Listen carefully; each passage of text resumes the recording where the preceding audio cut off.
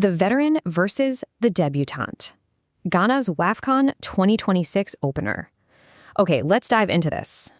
So what actually happens when a seasoned powerhouse looking for WAFCON glory collides with a passionate island nation making history literally just by stepping onto the pitch?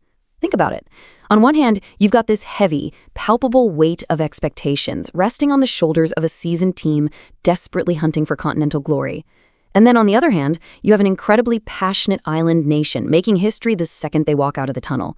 The stakes at the Moulay Rashid Stadium in Casablanca, yeah, they really couldn't be more distinct for these two squads. The historical contrast here is just stark. I mean, look at Ghana's Black Queens. They're making their 12th WAFCON appearance. Only Nigeria and South Africa have more under their belts. These are your 2022 bronze medalists fiercely chasing down a ticket to the 2027 World Cup in Brazil. Now contrast that with Cape Verde's Blue Sharks, who are stepping onto this continental stage for the very first time. And get this, they aren't just happy to be there. They arrived riding this massive wave of momentum from their men's recent World Cup heroics, where they bravely held absolute heavyweights like Spain and Argentina to unforgettable draws. It's a classic David and Goliath setup. And this brilliantly illustrates the immense pride of Cape Verde. Head coach Silveria Nadio summed it up perfectly. She said, "This is a historic moment for our country. It is an absolute privilege for us to be here." Now, Nadio herself is just a fascinating figure. She's a 60-year-old former handballer, a rhythmic gymnast, and a footballer who used to tear it up on the wing. With her blonde hair and this undeniable confident aura, she brought a really fierce determination to the pitch, a dream she'd held onto since the national team was created back in 2018. She truly instilled a belief in her squad that they could compete with absolutely anyone. Now, pivoting to the other dugout for a second, let's look at Ghana's Swedish coach, Kim Lars Björkegren. He is fully aware of the pressure cooker he's operating in right now. Managing a nation that expects absolutely nothing less than a deep tournament run? Yeah, that is no small feat. He took over a team that had definitely struggled in the past and steadily rebuilt them. He's pointed out how they've systematically improved their fitness and their tactical cohesion, turning them into a team that's genuinely capable of going all the way. He knows the expectations and he's leaning right into them. Okay, I need to drop this stat with some heavy emphasis. 9. Coming into this match, Ghana had played a tournament debutant 8 times in their history, and guess what? They won all 8 of those matches. So this game against Cape Verde marked the 9th time they faced a first-time participant. Talk about a massive historical wall for Cape Verde to climb, especially when you consider that Ghana scored a staggering 31 goals in those previous 8 games against debutants. That's averaging almost 4 goals a match. The historical odds were definitely stacked here. So kickoff happens at the Moulay Rashid Stadium, and Cape Verde, they showed absolutely no fear. Right out of the gate, in the 5th minute, the island nation applies some serious early pressure. They even force a crucial save from Ghana's tall, commanding goalkeeper, Cynthia Conlon. An early scare for sure. But Ghana's response was just ruthless. Barely a minute later, in the 6th minute, Ghana pounced on a counterattack, and striker Doris Boaduwaa found the back of the net. Just like that, 1-0. Now, what's really interesting about this goal scorer, Doris Boaduwaa, is her sheer pedigree. Born in 2002, she has had a completely rapid and remarkable rise.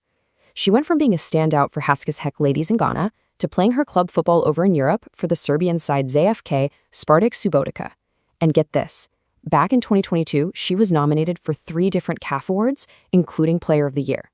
This opening goal against Cape Verde, that marked her 18th international goal. She's an absolute rising star in African football, no doubt about it. That early 6-minute strike really did more than just change the scoreline. It completely settled the early nerves of the Black Queens.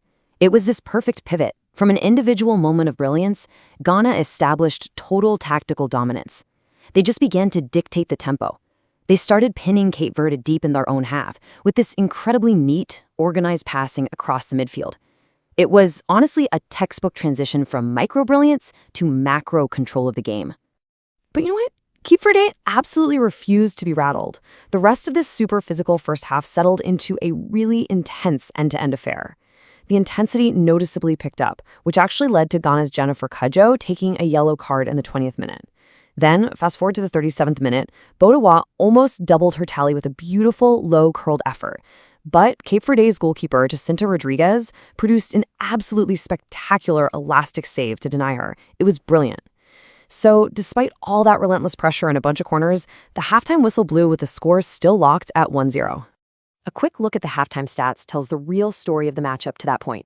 Ghana was clearly dominating. They were boasting 60% possession and had already registered 5 shots on target. They were the ones creating the chances. But you have to look at Cape Verde's resilient defense. Despite Ghana's neat passing and that aggressive high press, the Blue Sharks' stubborn defensive organization was blocking shots and kept the island nation very much alive in this game as they headed into the locker rooms. It was far from over. All right from the second half restart, we see Coach Bjorkegren make an immediate tactical adjustment.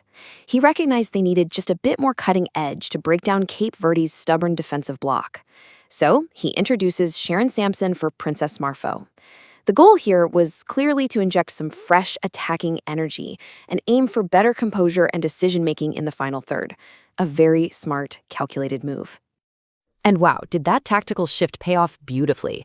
By the 52nd minute, Sampson skips right past her marker and delivers a super dangerous cross.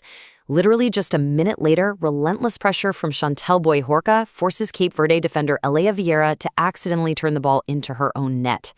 Brutal luck for Cape Verde, but it gives Ghana a comfortable 2-0 cushion. Still, Cape Verde never stopped fighting.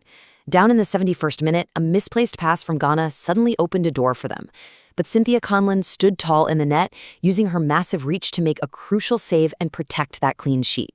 As we move into those final minutes, the tension really started to build. The Blue Sharks were fighting so bravely to find some kind of way back in, but then the match took a really dramatic turn in the 89th minute. A dangerous challenge on Ghana's Linda Owusu led the referee straight to the VAR monitor. After the review, a red card was shown to Cape Verde, reducing them to 10 players, and unfortunately, that effectively ended any hopes of a late miraculous comeback. So, the crucial point we take away here is the final results. Ghana 2, Cape Verde 0. With this win, Ghana successfully extends that flawless historical streak I mentioned earlier. They are now 9 wins out of 9 against WAFCON debutants since 1998. Just incredible. But more importantly for them right now, they secure an ideal start and 3 highly valuable points in Group D, walking away with a very solid clean sheet. Which really leaves us with this final burning question. With their WAFCON 2026 campaign off to such a commanding, controlled start, can the Black Queens maintain this momentum? Is this veteran performance just the first stepping stone toward that ultimate prize, a ticket to global World Cup glory in Brazil in 2027? They definitely have the talent, but as we know, the tournament is long and unpredictable. Thank you so much for joining me to explore this fascinating matchup today.